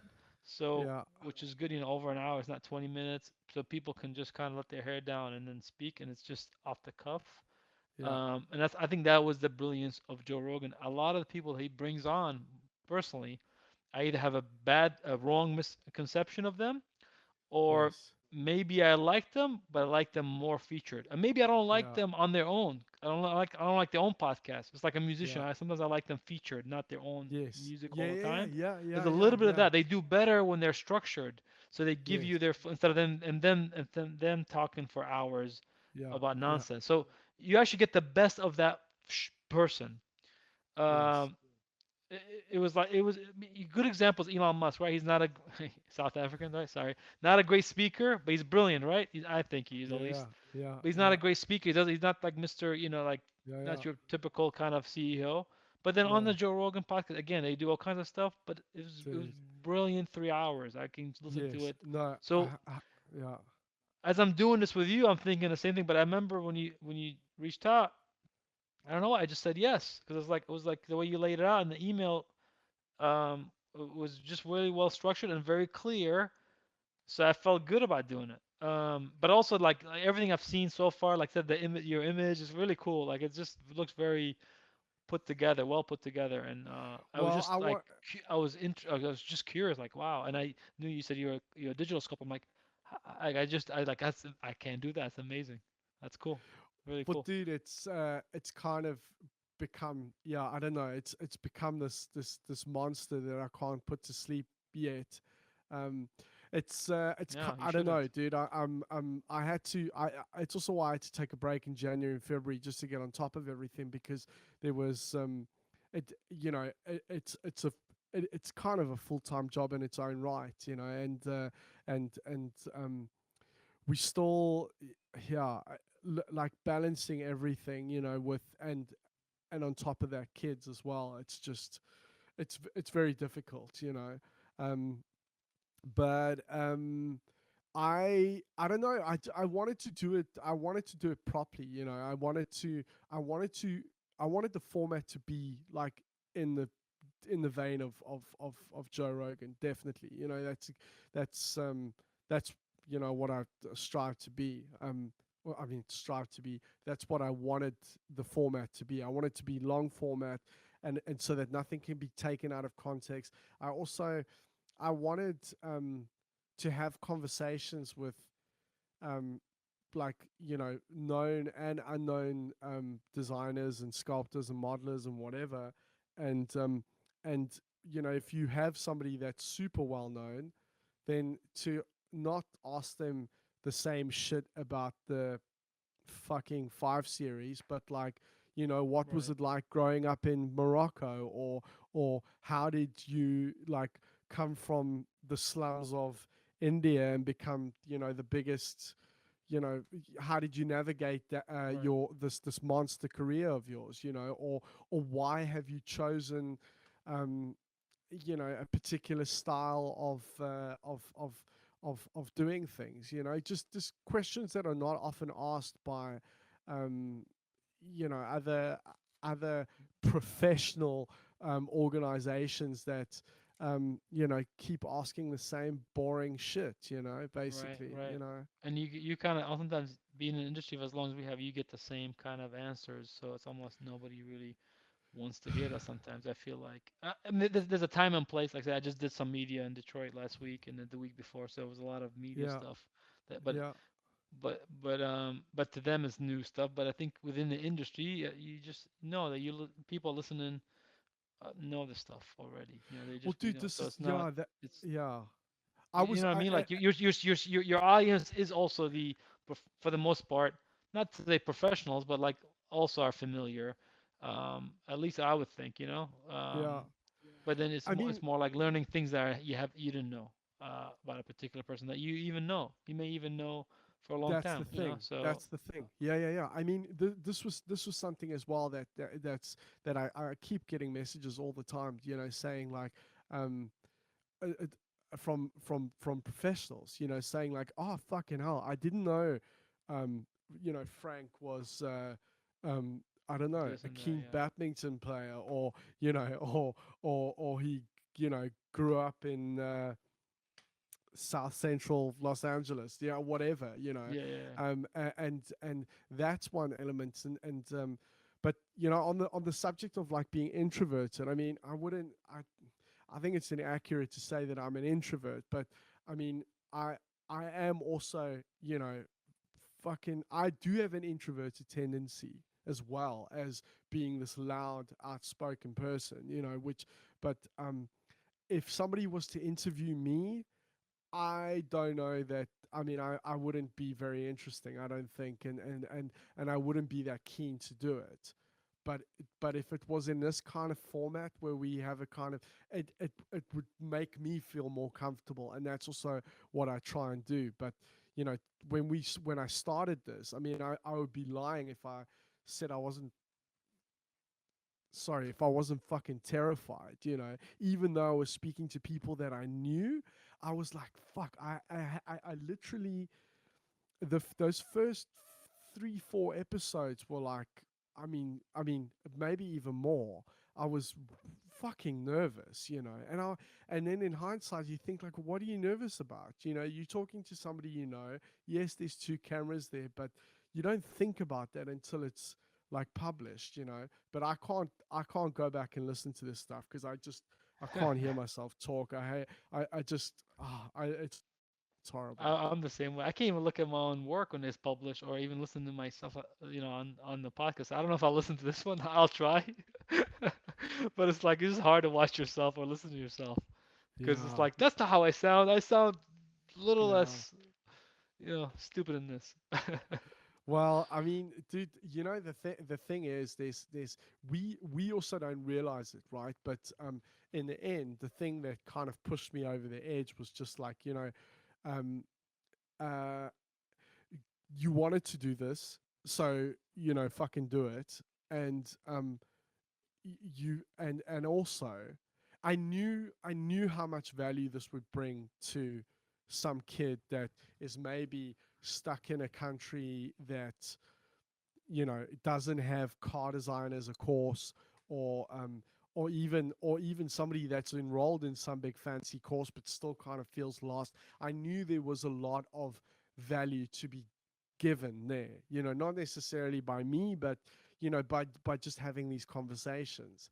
And I honestly, I get messages all the fucking time, from students about the the sheer amount that they get out of some of these conversations, because things are getting talked about that are are not talked about anywhere else, and I haven't really done anything special. I'm just kind of asking things that I would be interested in, as a student, and then still am interested in. Yeah, and I think the important part, I think process, it's good. I think now because of Instagram and everybody else and people are, so you can kind of see style, process, inspiration a little bit easier without a narrative. What's nice about what you're doing, I think, is also sometimes you shed light. One, you're removing the formalities that we get from just being in a big company or a big industry. So I think that's one. So even if someone of a high position or someone you know of, you hear him speak, you're like, this sounds like something I could be saying, or that's actually sounds Right. just like what I did. So almost it brings it back. This is why shoe sales do very well, right? Like smaller size shoe sale, in fact, do better than like Shaquille O'Neal. Right? His shoe size is like 16. No one, whatever, 20 something. They don't. No one can relate. So when someone, well, like Steph Curry, I don't know if you're familiar with him.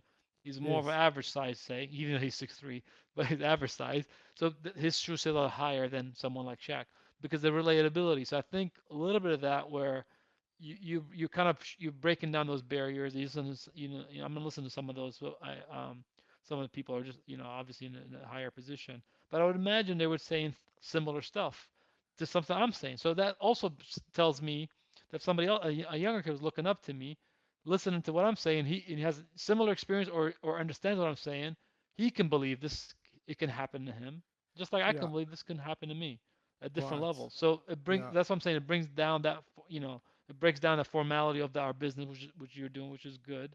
But also, like you Yes. said, either inspire, but sometimes or um, what's the word? Revalidate what they're going through as well. Like, oh, see, Right. I'm actually Right. I'm doing the right thing. Right. Maybe this Right. guy has more success. Maybe this guy is a little better. Maybe this guy has just Right. happened to be a little bit in a better country. Unfortunately, Yes. we are lucky to be in better situations than others, Yes. or not as fortunate. But maybe that's all it is. Everything else is right. I just need to get into that. Not because Yeah. I'm not cut out. I'm not rich. I'm not as talented. I mean, yeah, obviously you have to be talented. But what I like also, you're also doing it to non-designers, digital sculptors, clay sculptors, which is good. Good on you for doing that. Because Yeah. there's a whole other industry. And honestly, if I would tell my son and he wasn't into car design, I would think being a digital sculptor came out still a very good job, honestly. And Yeah, sometimes I yeah. would think Dude, even less headache, 100%. and Yeah. it pays sometimes better. So there's some, you know, again, check your ego at the door. There's a lot of other jobs within this beautiful industry that because you get to create, you're still part of the entire process. So Dude, on that subject, I studied car design because I wanted to be a car designer, and it didn't happen for me. Um, and I've been a sculptor the whole time, and in hindsight, it's kind of worked out exactly how it should have worked out because I I just being a designer, in my opinion, is not all that it's always cracked up to be. And I think that some people are fucking great at navigating that path. Um, and and I think in hindsight it wouldn't have been right for me. I think it would have absolutely drained me. Um, and and I like the I the thing that you've just talked about being a sculptor, especially being a concept modeler. I mean, I've done a lot of production work as well, but I enjoy the concept phase, like bringing the idea to life, helping translate something from that's like a few lines on a piece of paper into a volume. That's something that I thoroughly enjoy. One of the things, one of the to kind of sidestep this a second. On the subject of showing a broad range of people. It's not just to showcase those people, but it's also to maybe show some kid that thinks he's only seen, I don't know, Frank Stevenson on stage or Chris Bangle doing a big fancy keynote, and he goes, well, that's what a car designer looks like. Maybe that's not me, so I can't be a car designer. But I've been inside the business now for, I don't know, 13 years or whatever it is, and I've seen a whole spectrum of people. Like, and let's just talk about designers specifically. You've got those, big extroverted characters that are like, big fancy directors. There are also like, I've also seen like creative managers that are, I don't know, head of advanced departments that are doing fucking incredible stuff.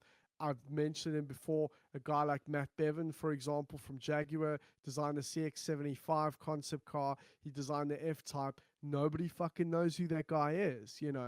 And it's talking about things like that to yeah, show people that not only is there the possibility for you to um, uh, you can be yourself basically at the end of the day. you There's can find your there's room for, creative outlet exactly, anywhere you want. So I think that's important. exactly, Like I said, it's yeah, also like, oh wait, that's a job. Just like we didn't know car design was a job. A lot of people don't right, know clay sculpting is still a job, or digital yeah. sculpting, And I or dude, oh, and that's a visual job I can buy. and And exactly, and visualization, UX UI. visualization. I didn't do by the time. But by the first time I got into my first job as a Jaguar, and I didn't know that visualization was a thing, but Right, before I step in the front door, you know, right. and like, how is it that you spend 4 years at university and that's know that. And I think it's a little bit different now, but still, there's so many aspects to this that is not communicated enough, and I wanted to talk about those things as well. And above all else, I also just wanted to have fun as well. I Yeah, mean, it's like sometimes these conversations get intense, but for the most part, it's pretty relaxed, I mean, I've even done some pretty hardcore boozing on some of them as well, Nice, and nice. Hey, listen, yeah. if I was, what is it by you? It's 8 o'clock or 9 o'clock? No, it's 11 now. It's 11. Oh, So so yeah, oh yeah, probably I'd need be to wrap already. I it mean, up. if you follow my Instagram, you see what I, how much. Yeah, I could talk about all the stuff I do, but I think my Instagram says in my Margaritas, yeah. stories, my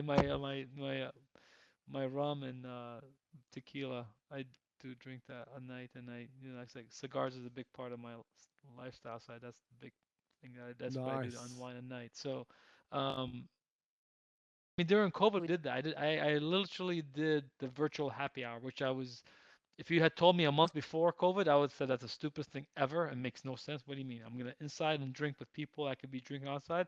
But we tried that. I tried it with my bunch of my buddies, uh, Yes. in the industry. We did that. A couple of designers from other places. So we did that for a little bit. Obviously, nothing beats meeting your friends in person. But Yeah. hey, when you're Yeah. stuck at home, this was a great outlet. So I think that's good on you, man. It's a good thing that you're doing. Thanks, Tom. I appreciate it, dude. It's a grind. We still haven't found a sponsor yet.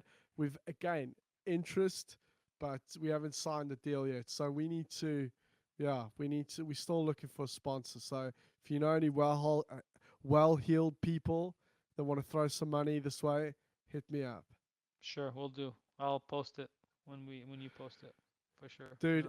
Um, yeah, I do. Listen, last parting advice for any young people out there wanting to become car designers. Um, hmm. I have to be Work hard, careful with play that. hard.